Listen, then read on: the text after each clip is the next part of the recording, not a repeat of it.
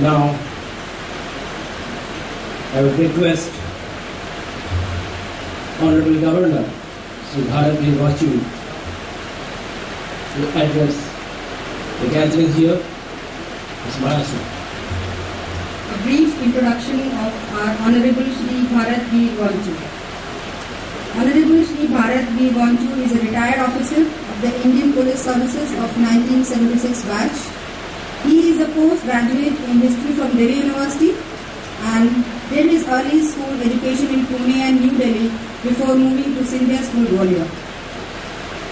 Born on October 15, 1951, Sir Vachu has a vast experience in the field of VVIP security, departmental security, intelligence and counter-insurgency. His main specialization is, however, in the field of VVIP security. Allotted the West Bengal cadre, he served in the state for a brief stint till 1981 before moving to the central government to join the Intelligence Bureau.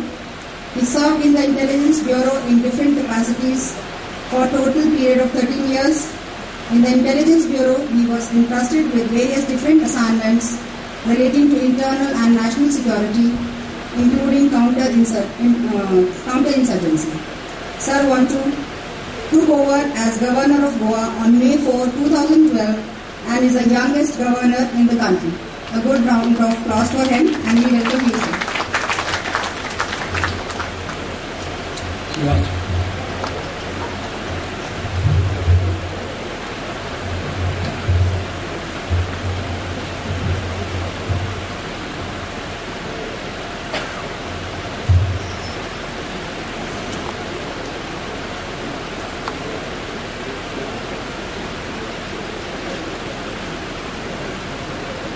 Dr.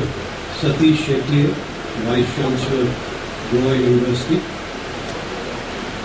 Srimati Kiran Bedi, my former senior colleague. Shri Indresh Kumar, Lieutenant General B.B. Sheikh Qatar, National President Forum for Integrated National Security, Lieutenant General B.M. Patil, Air Marshal R.C. Vajpayee, Justice R.M.S. Khandekalkar, Advocate Bal Desai, Secretary General Forum for Integrated National Security, Dr. Bhattesh Palunekar, other dignitaries of the race, distinguished delegates, ladies and gentlemen.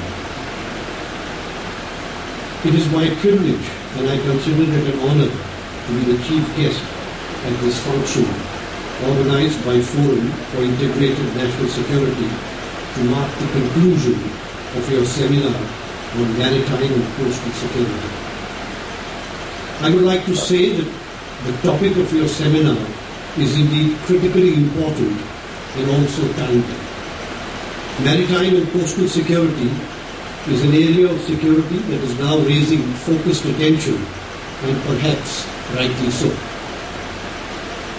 When I was therefore asked to be the chief guest of the concluding function of your seminar, I most readily accepted the invitation as the subject of security is very close to my heart, one with which I have been rather intimately linked and associated for the last over 35 years.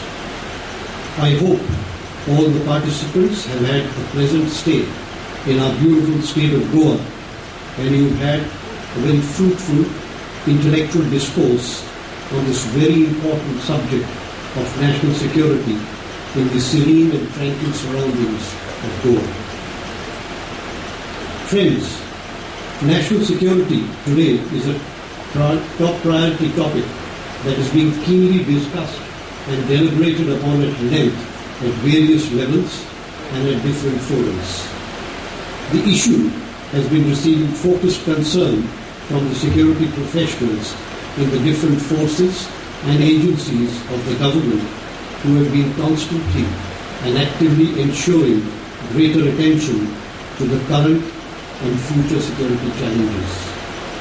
They have also been identifying early warning signals and have been involved in designing appropriate response strategies besides analyzing emerging trends and problems to come up with appropriate answers and solutions. I would, however, like to frankly admit that domain expertise on security-related issues is not the sole preserve of the security professionals in different forces and agencies of the government. In fact, there is a huge reservoir of knowledge, experience and expertise outside of government, not only with the retired government officials, but also with several intellectuals and practitioners of security as a subject, including with some highly knowledgeable personalities in the academia and even in the media.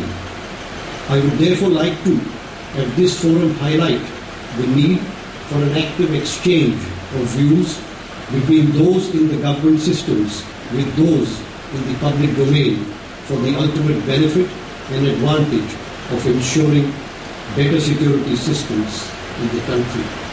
This seminar, I must say, is one such attempt which is trying to bring about people from the different domains together to discuss this important matter of coastal and maritime security. I do not think I need to emphasize in this gathering that the safety and security of our great country is one supreme task which cannot be neglected, overlooked, delayed, or deferred at any cost. National security concerns, as you are all aware, center around not only the dignity, honor, and territorial integrity of our country, but also impacts on the life and property of the citizens and is most closely and intricately linked to the development and growth of the country and also the continuity of our progressive policies. It is therefore a multidimensional issue and task which essentially involves many stakeholders, including the armed forces, the security and intelligence agencies, the paramilitary forces, the police, and not to forget and overlook those in the public and private domain whom I just mentioned. And it is all these stakeholders together to ensure the security of the country. The security of our country is therefore not only of paramount importance, but also a prerequisite to its all-round progress, growth, and development. Friends, as you are well aware, we have in the past faced many difficult and critical security-related violent incidents that have impacted on our security in a major way in different parts of the country or in different theatres. Following these incidents, some of which could loosely be described as scary, we as a nation have learned a few bitter lessons. This has made us as a nation to fully realize and understand the importance and necessity of enhancing and upgrading our security setup in the country as a whole in order to effectively deal with the external as well as internal threats. We cannot at any cost allow our national security to be interfered with or compromised in any manner by anyone. Evil and reactionary tendencies and forces who we are aware are at work to thwart our progressive efforts and to sow the poisonous seeds of terror in our land in an attempt to create confusion and conflict among the law-abiding and peace-loving citizens of the country. I would, however, like to be a little candid and admit that we as a nation do tend to at times get somewhat complacent, and in the process we tend to ignore certain essential needs of security. While I would not like to point fingers, suffice is to say that this is not in our best overall interest. I would therefore, at the cost of repetition, like to reiterate that in the present highly challenging, multifaceted and multi-pronged security scenario, our country needs to ensure greater vigil and ensure the highest level of professional preparedness to maintain its safety, security and honor, which obviously calls for cooperation and support from all sections of society. As we live in an era of professionalism and super specialization, our forces and agencies need to professionalize and upgrade their capabilities even further, or should I say much further, to be at par with global standards. As part of the overall national security effort, coastal security is a very important area of concern which needs our direct and focused attention. We can no longer afford to witness and face another incident of the horrendous magnitude as the one which occurred in Mumbai in 2008, when terrorists could easily penetrate into our soil through our poorly guarded seashore. At the same time, we can no longer afford to have the kind and type of response that we witnessed then from our police and security forces. I have no hesitation in admitting that it was indeed a most humiliating moment for the Indian citizens and for the security agencies in particular. It was also a bitter reminder for us to wake up from our slumber and restructure and strengthen our security and response mechanism on land and particularly in the coastal region. I am happy to say that the coastal security system and apparatus has since received sharper and focused attention from the Government of India and also the concerned states. Surveillance, patrolling and security infrastructure development have been further augmented and developed in a major fashion on the country's over 7,500 kilometer long coastline spreading across 9 states and 4 union territories. The Coastal Security Scheme, initiated and implemented by the Union Home Ministry, is therefore an important milestone in the history of our coastal security in our country.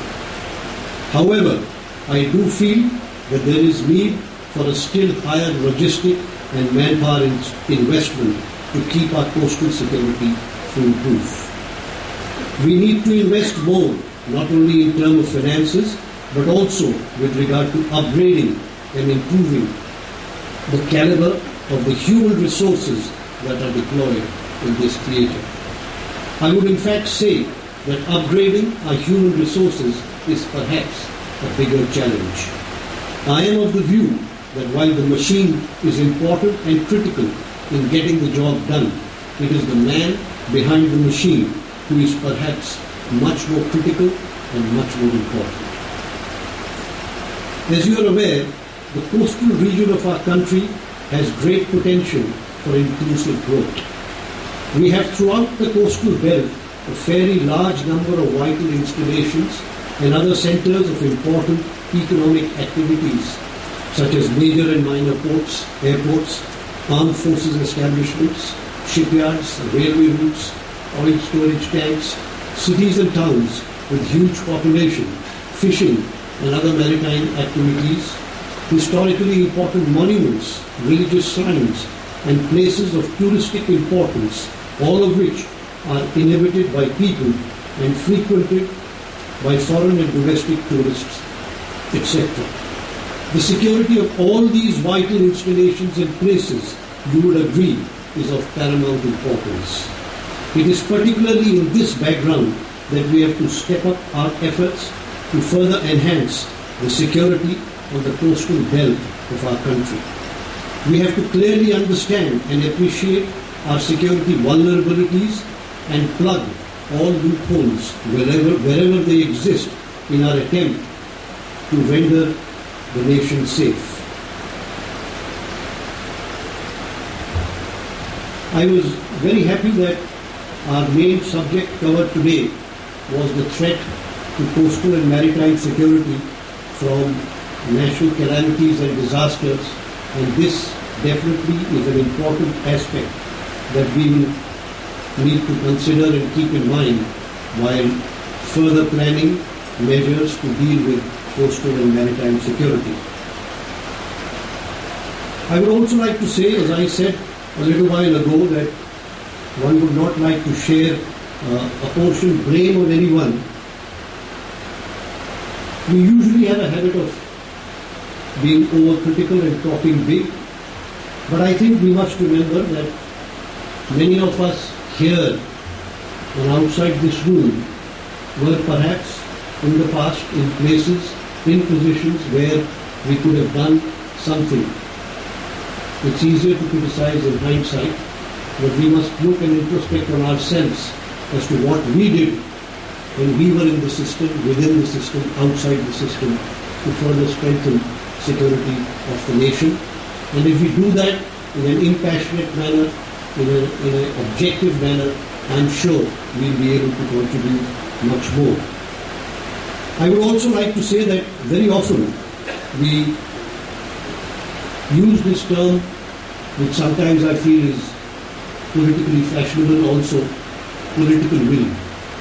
Yes, political will is important, but I dare say that there are many things which we could have done without any political will.